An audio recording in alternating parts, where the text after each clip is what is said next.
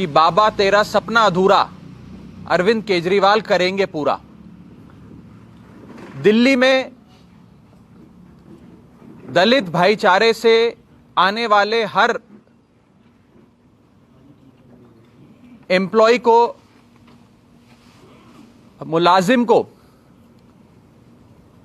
1 करोड़ रुपए की सहायता राशि केजरीवाल सरकार देती है अगर वो कोरोना की लड़ाई लड़ते लड़ते, जनता की सेवा करते करते शहीद हो जाते हैं। तो लाइन ऑफ ड्यूटी में शहीद हुए हर कोरोना वॉरियर को जो दलित भाईचारे से आता है, उसे 1 करोड़ रुपए की ग्रांट राशि, सहायता उनके और उनके परिवार को अरविंद केजरीवाल जी की सरकार देती है। जिन जिन कोरोना योद्धाओं ने लोगों की सेवा करते हुए सर्वोच्च बलिदान, सुप्रीम सैक्रिफाइस दिया, अपने प्राण त्याग दिए, जान की बाजी लगाकर लोगों की सेवा करी, हर उस शख्स के परिवार को, उस मुलाजिम के परिवार को अरविंद केजरीवाल जी और उनकी सरकार 1 करोड़ रुपए की सहायता राशि देते हुए इस दुख की घड़ी में कंधे से कंधा मिलाकर उनके साथ खड़े होते हैं। मैं कल का अगर आपको एग्जाम्पल दूं तो एक 1995 में सरकारी मुलाजिम बनी एक सुनीता जी, जो एक सफाई कर्मचारी थी, सफाई मुलाजिम थी। उन्होंने इस कोरोना काल में लोगों की सेवा करते करते अपनी जान दे दी, शहीद हो गई। उन शहीद के परिवार को, उस दलित भाईचारे से आने वाली सुनीता जी के परिवार को अरविंद केजरीवाल जी ने 1 करोड़ रुपए की सहायता राशि दी। इस दुख की घड़ी में साथ खड़ने वाले, दलित समाज से आने वाले गरीब लोगों के साथ कंधे से कंधा मिलाकर चलने वाले अरविंद केजरीवाल जी आज दलितों के सम्मान के लिए, उनकी सहायता के लिए मैदान में उतरे हुए हैं। और दूसरी ओर चन्नी सरकार जो कहती है कि हम दलितों की राजनीति करते हैं, हम दलित भाईचारा हमारा वोट बैंक है, वो उनको वोट बैंक के चश्मे से देखते हैं, उस नजरिए से देखते हैं। मैं उस चन्नी सरकार को कहना चाहता हूं, चीफ मिनिस्टर चन्नी साहब को कहना चाहता हूं कि केजरीवाल साहब की नकल करना तो बड़ा आसान है, उनकी बातों पे अमल करके दिखाओ, उनके कामों को पंजाब सूबे में लागू करके दिखाओ। मैं चैलेंज देता हूं चन्नी साहब को कि 1 करोड़ रुपए की सहायता राशि हर उस गरीब आदमी के लिए, दलित भाईचारे से आने वाले हर उस शख्स के लिए अनाउंस करे जिसने अपने प्राणों की आहुति दे दी, सर्वोच्च बलिदान दिया, शहीद हो गया इस कोरोना काल में लोगों की सेवा करते करते। मेरी ये चुनौती है, चैलेंज है चन्नी साहब को, जो जगह जगह घूम के कहते हैं मैं दलितों का नेता हूं, मैं गरीब हूं, दलित भाईचारा मेरा वोट बैंक है। ऐसी समाज को बांटने वाली, वोट बैंक की राजनीति करने वाले चन्नी साहब को मैं कहना चाहता हूं कि आपको, यह हमारा चैलेंज है, अरविंद केजरीवाल जी की तरह आप भी हर गरीब आदमी के परिवार को, दलित भाईचारे से आने वाले हर उस परिवार को 1 करोड़ रुपए की राशि दो जिस परिवार ने किसी अपने को खोया इस कोरोना काल में in line of duty. Kejriwal सरकार केवल 1 करोड़ रुपए की राशि ही नहीं, दलित भाईचारे से आने वाले गरीब बच्चों को विदेश पढ़ने के लिए भेजती है। दलित भाईचारे से आने वाले गरीब बच्चों को यूपीएससी से लेकर आईआईटी की कोचिंग क्लासेस फ्री में करवाती है, बढ़िया से बढ़िया इंस्टीट्यूट से। दलित भाईचारे से आने वाले लोगों के लिए बढ़िया इलाज, मुफ्त ऑपरेशन, मुफ्त बिजली, मुफ्त पानी की योजना चलाती है। और यहां तक कि दलित स्कॉलरशिप नाम की स्कीम, जय भीम योजना नाम की स्कीम जो दिल्ली में केजरीवाल सरकार ने लागू करी, उसके चर्चे पूरे हिंदुस्तान में होते हैं। और एक तरफ चन्नी सरकार है जो दलितों को अपना वोट बैंक मान के चलती है, लेकिन उनके लिए काम नहीं करती। मैं चन्नी साहब को कहना चाहता हूं कि दलित समाज को, दलित भाईचारे को काम से, उनकी भलाई करके, उनका वेलफेयर कर कर, उनका कल्याण कर कर वोट लेने की कोशिश करो। समाज को बांटकर, वोट बैंक के नजरिए से देखकर वोट लेने की कोशिश मत करना चन्नी साहब। और एक बात और, आजकल सूबे के मानयोग मुख्यमंत्री चन्नी साहब यह वादा कर रहे हैं कि मैं 5-5 मरले के प्लॉट दूंगा। पूरे पंजाब में दलित भाईचारे से आने वाले उन लोगों को जिनके पास अपना पक्का मकान नहीं है, जिनके पास इतने संसाधन, रिसोर्सेज नहीं है, उन्हें कह रहे हैं मैं तुम्हें 5-5 मरले का प्लॉट दूंगा, क्योंकि कांग्रेस पार्टी ने तुम्हें 5-5 मरले के प्लॉट प्रॉमिस किए थे, उसका वादा किया था।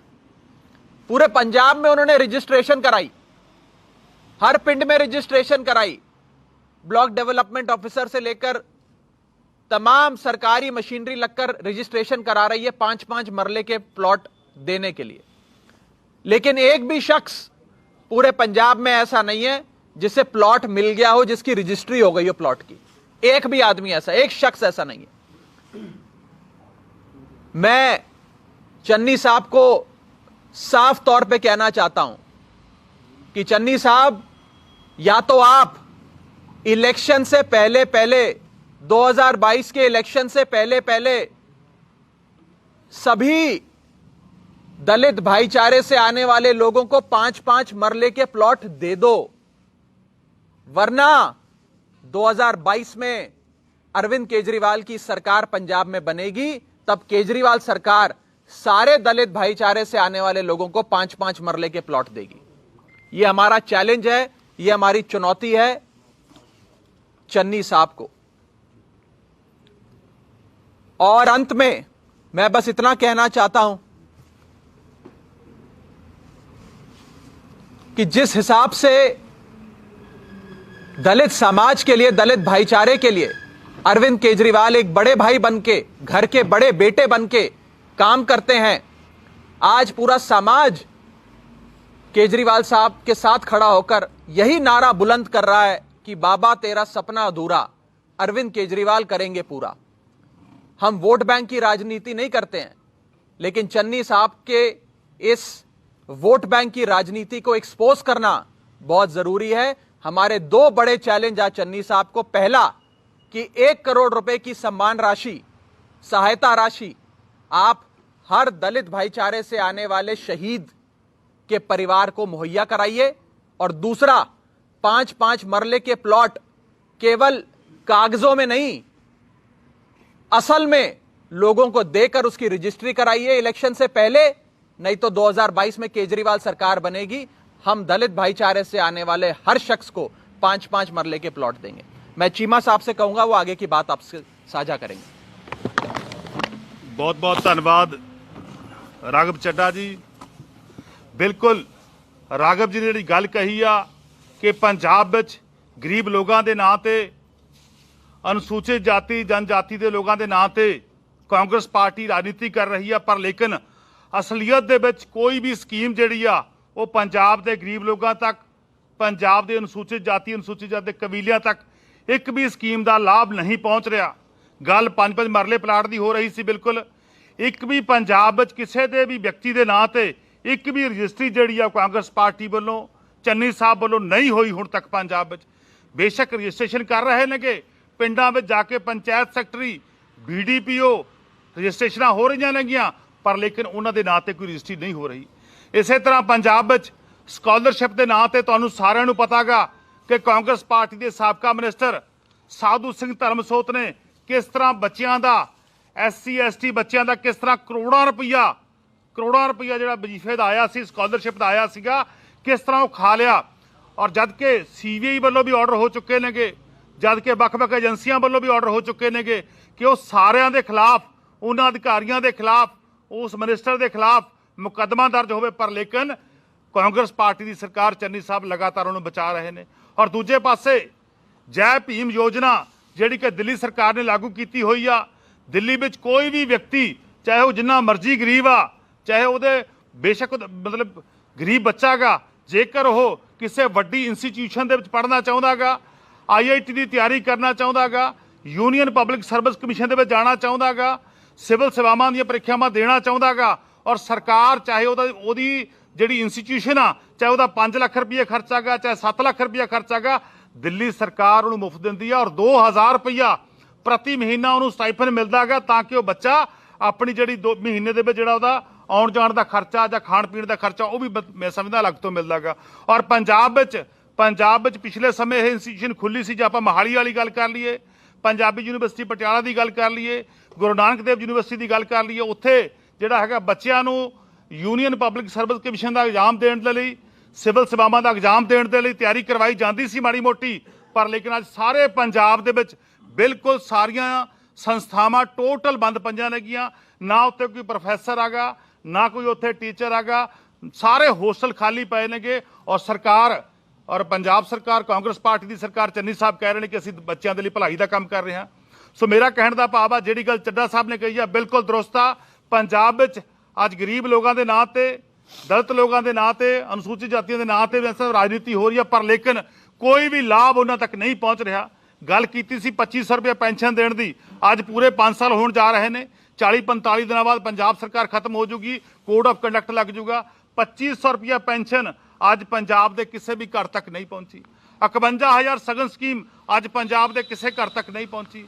ਪੰਜਾਬ ਵਿੱਚ ਜਿਹੜੀਆਂ ਮਾੜੀਆਂ ਮੋਟੀਆਂ ਪੰਜਾਬ ਦੇ ਗਰੀਬ ਲੋਕਾਂ ਨੂੰ, ਦਲਿਤ ਲੋਕਾਂ ਨੂੰ ਸਹੂਲਤਾਂ ਮਿਲਦੀਆਂ ਸੀ, ਅੱਜ ਉਹ ਸਾਰੀਆਂ ਪੰਜਾਬ ਵਿੱਚ ਬੰਦ ਨੇਗੀਆਂ। ਅੱਜ ਪੰਜਾਬ ਦੇ ਸਾਡੇ ਗਰੀਬ ਲੋਕਾਂ ਦੇ ਬੱਚਿਆਂ ਤੱਕ ਨਾ ਪੜ੍ਹਾਈ ਪਹੁੰਚ ਰਹੀ ਆ, ਨਾ ਉਹਨਾਂ ਦੇ ਹਿੱਸੇ ਦੀ ਦਵਾਈ ਪਹੁੰਚ ਰਹੀ ਆ, ਨਾ ਉਹਨਾਂ ਦੇ ਹਿੱਸੇ ਦਾ ਜਿਹੜਾ ਬਜਟ ਦੇ ਵਿੱਚ ਪੈਸਾ ਆਉਂਦਾ ਗਾ, ਨਾ ਉਹ ਪਹੁੰਚ ਰਿਹਾ ਗਾ। ਸੋ ਬਿਲਕੁਲ ਚੱਡਾ ਸਾਹਿਬ ਜਿਹੜੀ ਗੱਲ ਕਹੀ, ਸਾਡਾ ਚੈਲੰਜ ਆਗਾ ਕਿ 1 ਕਰੋੜ ਰੁਪਈਆ ਸਰਕਾਰ ਤੁਰੰਤ ਅਨਾਉਂਸ ਕਰੇ।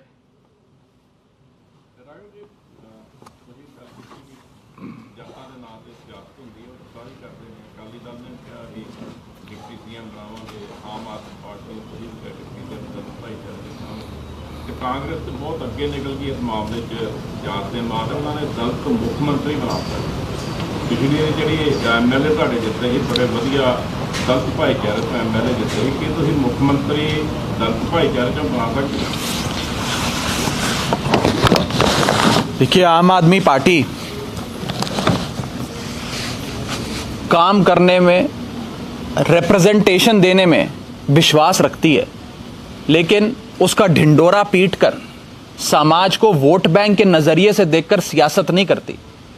मैं अगर ये गिनवाने लग जाऊं कि दलित भाईचारे का कितना रिप्रेजेंटेशन आम आदमी पार्टी की सरकार ने दिया, 2 कॉन्स्टिट्यूशनल पोस्ट है हमारे पास पंजाब विधानसभा में, दोनों कॉन्स्टिट्यूशनल पोस्ट हमने दलित भाईचारे से आने वाले लोगों को दिया, लेकिन हम उसका ढिंडोरा नहीं पीटते फिरते पूरे पंजाब में, हर पिंड में जाकर ढोल नगाड़े बजाकर। हम सियासत नहीं करते उस पर, हम काम करने पे विश्वास रखते हैं, भलाई करने पे विश्वास रखते हैं। यह फर्क है चन्नी सरकार में और केजरीवाल सरकार में। वो तो आने वाले समय में जब अनाउंस होगा तो आपको पता लगेगा, आपको बताएंगे। जी, कल नवजोत सिंह सिद्धू वालों एक ट्वीट किया गया, उन्होंने कहा कि अरविंद केजरीवाल गल कर रहे कि लेडीज़ ਨੂੰ 21,000 ਰੁਪਇਆ ਦੇਣ ਦਾ ਉਹਨਾਂ ਨੇ ਵਾਅਦਾ ਕੀਤਾ ਹੈ ਤੇ ਵਿਮਨ ਐਮਪਾਵਰਮੈਂਟ ਦੀ ਗੱਲ ਕਰ ਰਹੇ ਹਨ। ਦਿੱਲੀ ਕੈਬਨਿਟ ਦੇ ਵਿੱਚ ਕਿੰਨੀਆਂ ਫੀਮੇਲਸ ਹੈਗੀਆਂ ਜਿਨ੍ਹਾਂ ਨੂੰ ਕੈਬਨਿਟ ਦੇ ਵਿੱਚ ਥਾਂ ਮਿਲੀ ਹੈ, ਇਸ ਗੱਲ ਦੀ? मैं सिद्धू साहब को कहना चाहूँगा कि आपके पार्टी के जो मुख्यमंत्री हैं, जो पंजाब सूबे के मुख्यमंत्री हैं, ज़रा एक बार उनसे बात करें कि वो महिलाओं का कितना सम्मान करते हैं। हमसे पूछने से पहले ज़रा एक दिन उनके साथ बैठ जाएं, चन्नी साहब के साथ, और उन्होंने महिलाओं की सम्मान के लिए आज तक क्या क्या काम किए हैं जो आपको भी पता है और मुझे भी पता है मैं क्या इशारा कर रहा हूं, या आपको भी पता है मुझे भी पता है। एक बार सिद्धू साहब चन्नी साहब के साथ बैठ के उन्होंने आज तक क्या क्या काम किए हैं, उनसे जाने अनजाने में क्या क्या पाप हुए हैं, उनका जरा हिसाब ले लें पहले सिद्धू साहब, बाद में केजरीवाल साहब से पूछें सवाल। बस बोल दिया मैं, जितना बोल सकता था उतना बोल। राघव जी, और सीट्स कब अनाउंस कर रहे हैं आप? बहुत जल्द करेंगे। आम आदमी पार्टी एक पॉलिटिकल स्ट्रैटेजी, एक रणनीति की तरफ एक सोची समझी स्ट्रैटेजी लेकर चलती है। यह हर पार्टी का अधिकार होता है कि वो कब कैंडिडेट की लिस्ट जारी करेगी, कब सीएम फेस जारी करेगी, उसका ऐलान करेगी। ये सारी चीजें एक स्ट्रैटेजी के तहत चलती हैं। हर पार्टी को अधिकार होता है, हमें भी हक है, हमें अपना हक इस्तेमाल करना है, तो जल्द करेंगे, बहुत जल्द करेंगे। अच्छा, रैलीज कब से शुरू कर रहे हैं? मान साहब हमारे अध्यक्ष हैं, हमारे प्रधान हैं, मेरे बड़े भाई हैं, और उनकी रहबरी में, उनकी अध्यक्षता में, उनकी प्रधानगी में आम आदमी पार्टी पंजाब सूबे में इलेक्शन लड़ेगी। अभी छोटी छोटी मीटिंग्स आप कर रहे हैं, बड़ी रैलीज वगैरह कब से शुरू करती है? देखिए अब बस अब कुछ ही दिनों में आप देखेंगे बड़ी बड़ी रैलियां, बड़े इकट्ठ होने लग जाएंगे। यहां तक कि आने वाले, मैं तारीख अभी नहीं ऐलान रहा हूं, केजरीवाल साहब का अगला दौरा और अगली यात्रा जो पंजाब सूबे में होगी वो एक धमाकेदार बड़े इकट्ठ के साथ होगी, आप देखेंगे। नई गारंटी के साथ? अब आप थोड़ा सा इंतजार करिए, 2-3 दिन में करेंगे। कैप्टन अमरिंदर सिंह कल खट्टर से भी मिले हैं, आपको लगता है कि पंजाब में कोई मैजिक कर पाएंगे कैप्टन अमरिंदर सिंह भाजपा के साथ मिलकर? कानून देखिए मैं अब, it's a very important question, मैं ये साफ तौर पे कहना चाहता हूं, पिछली बार सारी पार्टियां मिलकर एक शख्स को हराने के लिए लग गई, उस शख्स का नाम है अरविंद केजरीवाल। अकाली दल ने अपना वोट कांग्रेस को ट्रांसफर किया, बीजेपी ने अपना वोट कांग्रेस को ट्रांसफर किया, और यह बात खाली आम आदमी पार्टी ने नहीं कही, बीजेपी के मंत्री यह बात कहते हैं, शिरोमणि अकाली दल के member of parliament Naresh Gujral साहब यह बात कहते हैं कि इन सारी पार्टियों ने सिर्फ एक आम आदमी पार्टी और 5 फुट 5 इंच के शख्स अरविंद केजरीवाल को रोकने के लिए ये सारी पार्टियां एक हो गईं। इस बार भी यह डर है हमें, और यह सच्चाई है कि ये सारी पार्टियां एक होकर लड़ेंगी। बीएसपी का रिमोट कंट्रोल मोदी जी के हाथ में, कैप्टन की पार्टी का रिमोट कंट्रोल मोदी जी के हाथ में, बीजेपी का रिमोट कंट्रोल मोदी जी के हाथ में, बादलों की शिरोमणि अकाली दल का रिमोट कंट्रोल मोदी जी के हाथ में, और चन्नी सरकार तो सभी कुछ, कांग्रेस पार्टी तो आधा पंजाब, 27,000 स्क्वायर किलोमीटर की चाबी बीएसएफ और मोदी साहब के पास छोड़ के आ गई। उस पार्टी का control, remote control Modi ji के हाथ में। ये सारी पार्टियां मिलकर इस बार फिर आम आदमी पार्टी को रोकने के लिए, अरविंद केजरीवाल को रोकने के लिए इलेक्शन लड़ेंगे। पर मैं साफ कर दूं, इस बार पंजाब की जनता यह बात जान चुकी है कि केजरीवाल बनाम ऑल, केजरीवाल वर्सेस ऑल ये चुनाव है, और पंजाब के लोग इस बार केजरीवाल के साथ हैं, इनके साथ नहीं है। राघव जी, पिछली बार भी शायद यही प्रॉब्लम आई थी कि सीएम केस अनाउंस नहीं हुआ कि इलेक्शन केजरीवाल साहब के नाम से लड़े जा रहे थे। मैं बता दे, देखिए हम अनाउंस करेंगे, ऐलानेंगे।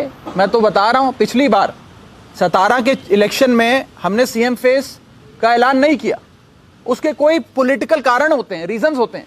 इस बार केजरीवाल साहब हमारी पार्टी के प्रधान है, उन्होंने कहा, हम सब लगातार ये बात कह रहे हैं कि 2022 के इलेक्शन से पहले आपको आपका अगला मुख्यमंत्री कौन होगा उसका चेहरा ऐलान के, उसके नाम पे हम इलेक्शन लड़ेंगे, चिंता न करें। पिछले दिनों जब अरविंद केजरीवाल जब आए थे, उन्होंने एक चीज बोली थी कि 25 कांग्रेस के एमएलए हमारे कांटेक्ट में हैं। वो कौन से नाम है? क्योंकि आप अभी खुलासा नहीं कर रहे, लेकिन आपके जो विधायक है वो छोड़ के, आपका साथ छोड़ के आप कांग्रेस में जुड़। देखिए हर पार्टी में कुछ ऐसे लोग होते हैं जिन्हें अगर टिकट ना मिले, ओहदा ना मिले, मनचाहा पद ना मिले, तो वो दूसरी पार्टी में चले जाते हैं। क्यों? क्योंकि उन्हें अपने भविष्य की चिंता है, पंजाब के भविष्य की चिंता नहीं है, पंजाब के फ्यूचर की चिंता नहीं है। लेकिन आम आदमी पार्टी ऐसे लोगों को अपनी पार्टी में लेना चाहती है जो पंजाब के भविष्य के लिए सोचते हैं, अपने पर्सनल फ्यूचर के लिए नहीं सोचते, जिनकी दिल की धड़कनें पंजाब के लिए धड़कती हैं, अपने लिए नहीं धड़कती। ऐसे बहुत सारे लोग और पार्टियों में हैं जो लगातार आम आदमी पार्टी में शामिल हो रहे हैं। आप देखिए, गुरदासपुर से रमन बहल साहब, उनके फादर साहब कैबिनेट मंत्री रहे, 4 टाइम एमएलए रहे, वो खुद एमएलए रहे, इतनी बड़ी शख्सियत रहे, सर्विस बोर्ड के प्रधान थे, कांग्रेस पार्टी को छोड़ के अपनी सर्विस बोर्ड की प्रधानगी को लात मार के अरविंद केजरीवाल जी के साथ आ गए, उनके परिवार में शामिल हो गए। तो अच्छे लोग और पार्टियों में जो आते हैं, लेकिन कई लोग दूसरी पार्टियों के एमएलएज हमें फोन करते हैं, एमपीज हमें मिलने का वक्त मांगते हैं, हमारी पार्टी में आना चाहते हैं, लेकिन हमारे दरवाजे ईमानदार लोगों के लिए खुले हैं, जो लोग पंजाब के बारे में सोचते हैं, पर्सनल फ्यूचर के अपने लिए जो आना चाहता है उसके लिए नहीं खुले। खत्म।